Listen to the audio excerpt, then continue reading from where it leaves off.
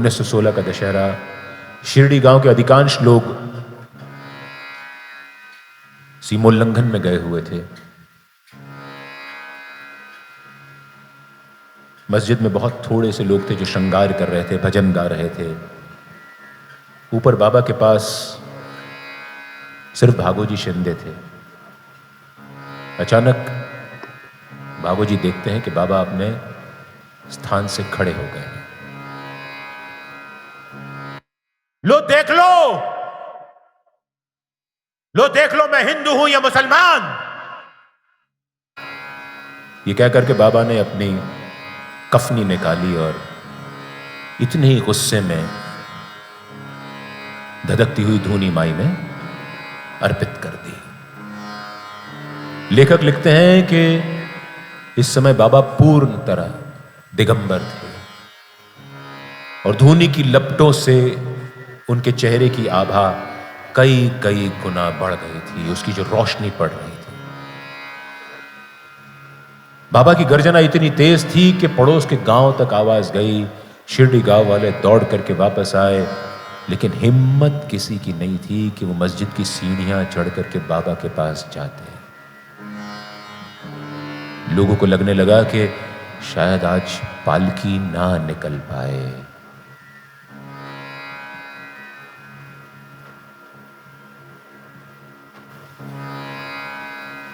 भागोजी शिंदे जो कि कोढ़ी थे, उनको ये हिम्मत कहीं से आई कि वो बाबा के पास जाएं, उनको एक नई कफनी पहनाएं, उनको हाथ पकड़ करके बिठाएं। कुछ देर में बाबा शांत हो गए। भागोजी से कहते हैं, ये मेरा सीमोल्लंघन था।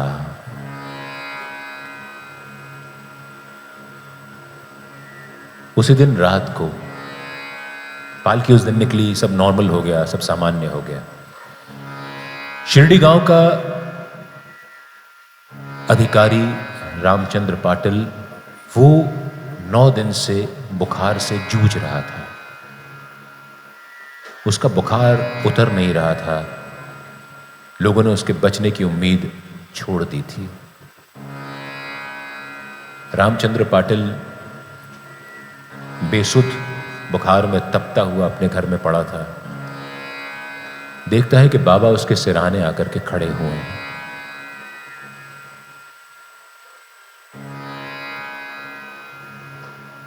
बाबा उससे कहते हैं, पाटिल तू चिंता मत कर, तेरी हुंडी वापस ले ली गई है, लेकिन मुझे फिक्र है तात्या की, जो आज से 2 साल बाद दशहरे के दिन हमको छोड़ करके चला जाएगा। रामचंद्र पाटिल हड़बड़ा करके उठता है, देखता है कि पसीने से तरबतर है। 9 दिन से जो उसका बुखार नहीं उतर रहा था, उतर चुका था। 1-2 दिन बाद उसने इस सपने की बात अपने दोस्त लक्ष्मण बालाशिम्पी के साथ साझा की कि बाबा ने कहा है कि 2 साल बाद दशहरे के दिन तात्या हम सबको छोड़ के चला जाएगा। दोनों चिंतित हो गए, क्योंकि बाबा की बात कभी झूठी नहीं पड़ती। बाबा ने कहा था कि इस मस्जिद में बैठ करके मैं कभी झूठ नहीं बोलूंगा।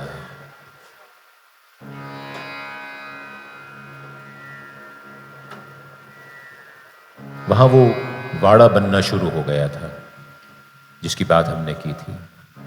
पूरा पत्थर का वाड़ा बनवा रहे थे बापू साहेब बूटी।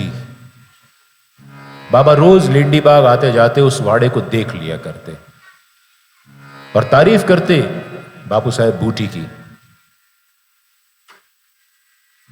उस वाड़े को नाम दिया जाने वाला था दगड़ी वाड़ा। दगड़ी यानी मराठी में पत्थर को कहते हैं। पत्थर से पूरा वाड़ा बनवा, और बताया जाता है कि उस जमाने में बापू साहेब बूटी ने 1 लाख रुपए खर्च किए थे उस वाड़े को बनवाने के लिए। समय बीतता जा रहा था, बाबा खांसते रहते, चल नहीं पाते। 7 सितंबर 1918 महेश्वर के तट पर बैठ करके श्री साईनाथ स्तवन मंजरी को दास गणु महाराज ने पूरा किया और उसे बाबा को भेंट करने शिरडी में आए। बाबा ने उस पर हाथ रख करके कहा कि जो भी इसका श्रवण पठन करेगा उन सबको ये शांति पहुंचाएगी। दशहरे से 36 दिन पहले 28 सितंबर यानी आपके यहां जब कथा प्रारंभ हुई उसके एक दिन पहले 1918 तात्या कोते पाटिल को बुखार आना शुरू हो गया, खांसी शुरू हो गई, खांसी के साथ खून आना शुरू हो गया। सिर्फ रामचंद्र पाटिल और लक्ष्मण बाला शिंपी ये जानते थे कि तात्या की तबीयत क्यों खराब हुई है। बाबा ने कहा था दशहरे वाले दिन तात्या हमको छोड़ करके चला जाएगा।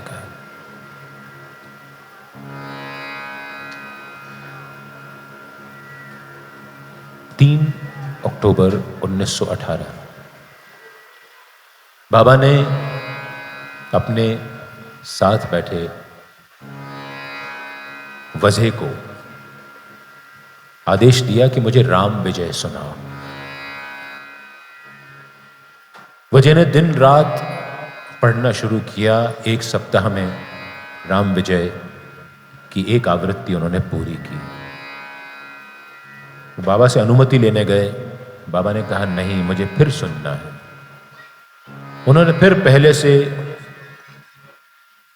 राम विजय पढ़ना प्रारंभ किया।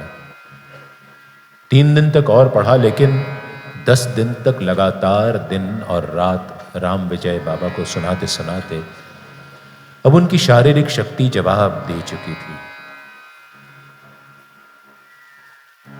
बाबा ने उनसे कहा ठीक है, और अपने आसन पर स्थिर होकर बैठ गए। उन्होंने अब बाहर आना जाना छोड़ दिया था, बंद कर दिया था।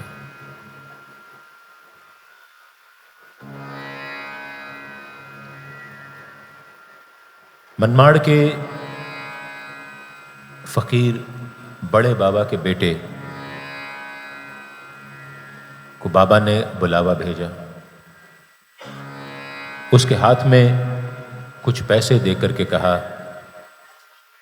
कि अहमदनगर के फकीर बन्ने मियाँ को देकर के आओ, ये हार भी साथ में ले जाओ। उनसे कहना कि 9वें महीने के 9वें दिन, 9वां महीना यानी मुहर्रम का महीना और उसके 9वें दिन अल्लाह मियाँ अपनी रोशनी को वापस बुला लेंगे। उनसे कहना कि उस रोशनी के जाने के बाद इन पैसों से मौलू कर लें। जब पीर फकीर सूफी संप्रदाय के जब वो अपना देह छोड़ देते हैं, उनके बाद जो भोजन किया जाता है, कराया जाता है बाकी पीर फकीरों को, उसको मौलू कहते हैं। उनसे कहना कि मौलू कर लें। दशहरा पास आता जा रहा था, अचानक से बाबा की तबीयत खराब हो गई। अभी तक सिर्फ वो कमजोर हुए थे, अब जो तात्या को हो रहा था वो बाबा को हो रहा था। उधर तात्या खांसता, यहां बाबा खांसते। वहां तात्या के खांसने के साथ खून निकलता, यहां बाबा के खून निकलता। वहां तात्या दर्द के मारे बिलबिला उठता, यहां बाबा दर्द के मारे बिलबिला उठते। याद करिएगा, कल बात की थी हमने कि बाबा ने बायजा माई से कहा था कि तेरे खाने का ऋण, तेरे प्यार का ऋण मैं चुका करके रहूंगा। तात्या बाईजामाई का बेटा। लोग चिंतित हो गए कि अब बाबा का क्या होगा। वहां तात्या के घर वाले परेशान थे कि तात्या का क्या होगा। दशहरे का दिन, सवेरे की आरती हुई। बाबा ने पूरी आरती के दौरान अपनी आंखें नहीं खोली। उनका दम फूल रहा था। रोज वो सबको प्रसाद देते, ऊदी बांटते, आज उन्होंने वो भी नहीं किया। दशहरा 15 अक्टूबर 1918। लोगों को चिंता हो गई कि बाबा को क्या हो रहा है, ऐसा तो वो कभी नहीं करते। कोई मस्जिद से जाने को तैयार नहीं था। आरती के बाद सब हुजूम बना करके खड़े थे। न जाने बाबा में कहां से शक्ति आ गई। उन्होंने सबको डपट करके कहा, निकलो यहां से, निकलो, मुझे सांस लेने दो, मेरे सिर पे मत खड़े रहो, जाओ, खाने का समय हो रहा है, जाके खाना खाओ, मुझे छोड़ दो। कोई जाना नहीं चाह रहा था, लेकिन बाबा का आदेश कोई कैसे टाल सकता। जो आखिर में नहीं गए उनमें श्यामा, जो मस्जिद की सीढ़ियों पर बैठा था, चंद्राबाई बोरकर, लक्ष्मीबाई शिंदे, कोढ़ी बागोजी शिंदे, नाना साहब निमोणकर और बयाजी अप्पा कोते पाटिल। बस इतने से लोग उस समय मस्जिद में थे।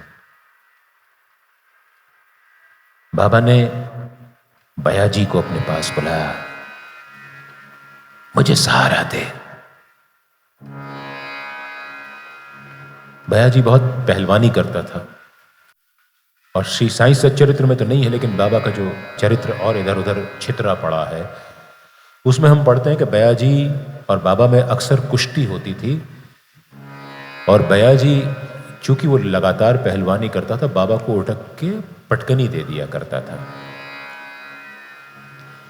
एक दिन उसके मन में अहंकार हो गया कि इसको तो मैं जब चाहे तब इस फकीर को हरा सकता हूं।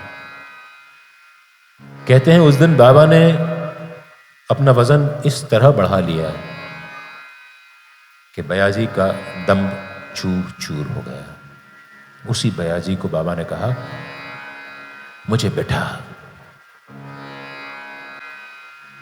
बयाजी उनको सहारा देकर के उनके पीछे बैठ गए। बाबा ने अपनी जेब में हाथ डाला, लक्ष्मीबाई शिंदे को अपने पास बुलाया। उनके हाथ में सिक्के आए, पहले 5 और बाद में 4। ले लक्ष्मी, तूने अपने फकीर की बहुत सेवा की है। तेरा फकीर तुझे कुछ और नहीं दे सकता, ये ले जा।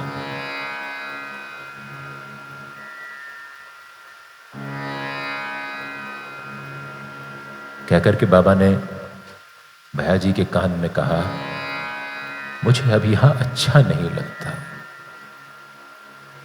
मुझे वाड़े में ले चलो। ये कहकर बाबा की गर्दन एक तरफ लुढ़क गई। भैयाजी ने नाना साहब निमोणकर को आवाज दी कि पानी लेकर के आए। नाना साहब निमोणकर दौड़े दौड़े गए, पानी लेकर के आए, बाबा के मुंह में पानी डाला, एक तरफ से पानी बाहर निकल गया। नाना साहब के मुख से निकला, देवा, साईं समाधि ले चुके थे, शिरडी का देव अब नहीं था। वो जिसकी गर्जना से पूरी शिरडी की गलियां गूंजा करती थी, वो देव कहीं चला गया था। जिसकी गालियां सुनने को लोग बेताब होते थे, वो देव शांत हो गया था। जो लोगों की दुख तकलीफ दूर करता था, वो देव, उसका शरीर निष्प्राण हो गया था। शिरडी में जैसे जैसे खबर फैलना शुरू हुई, लोग जहां थे वहीं के वहीं बैठ गए, सिर पकड़कर। किसी को सूझ नहीं रहा था क्या करे। सारी तो शिरडी का चरित्र हो गए थे।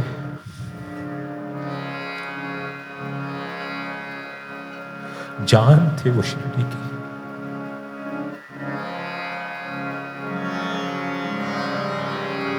वो जान निकल गई थी। क्या होगा शिरडी का, क्या होगा शिरडी वालों का, किसी को कुछ समझ में नहीं आ रहा था।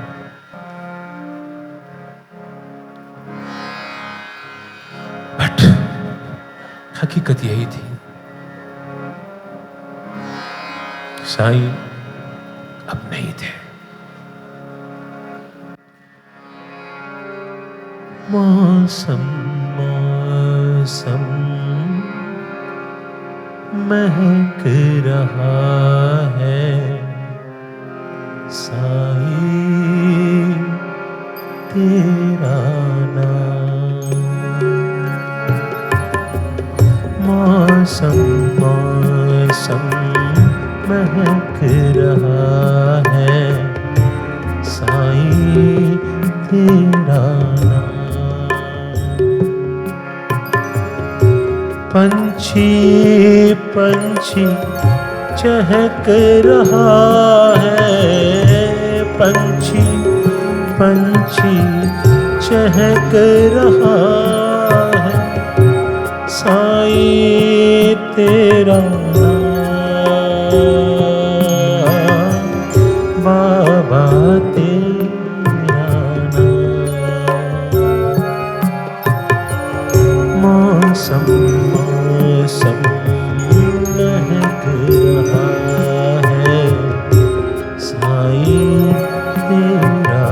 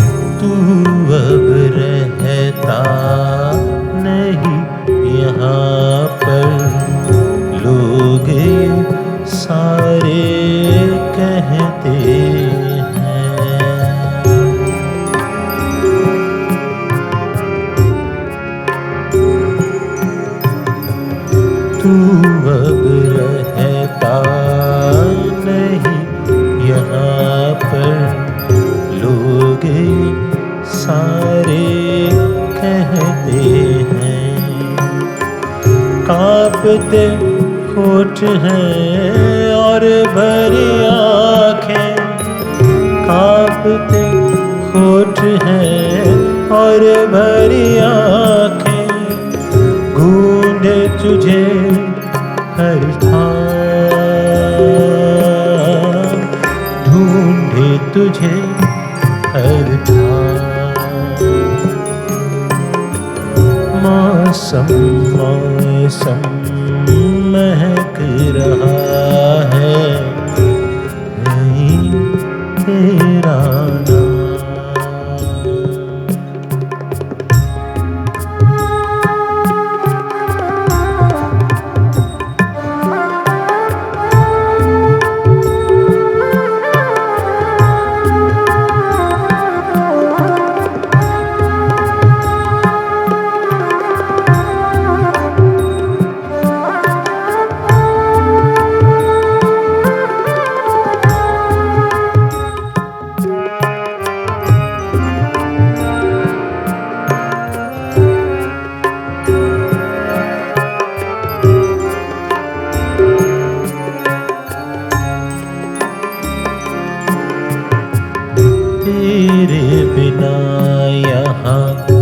सब सुना है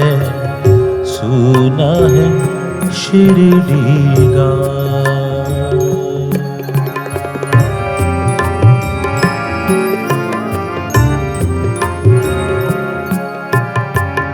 तेरे बिना यहाँ सब सुना है शिरडी गाँव। मस्जिद सुनी चावड़ी, मस्जिद सुनी चावड़ी, सुनी नीम की छाँव, सुनी नीम की छाँव। मौसम महक रहा है साईं तेरा नाम।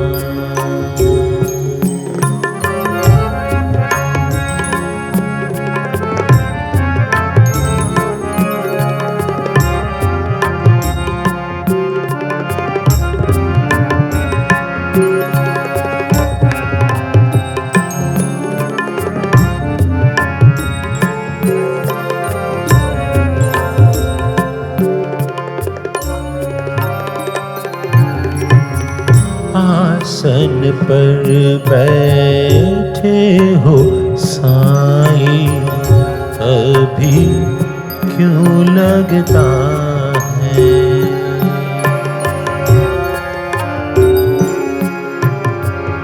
आसन पर बैठे हो साईं, अभी क्यों लगता है?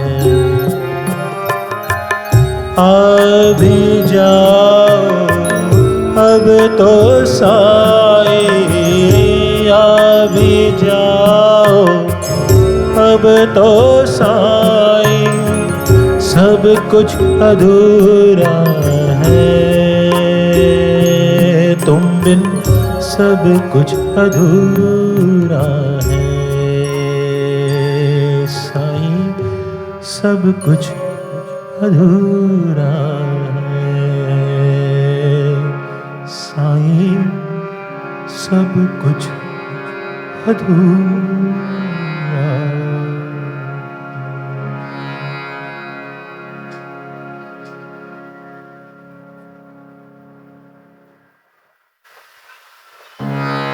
साईं का शरीर निष्प्राण हो गया था, मगर उनके चमत्कार अब भी चल रहे थे।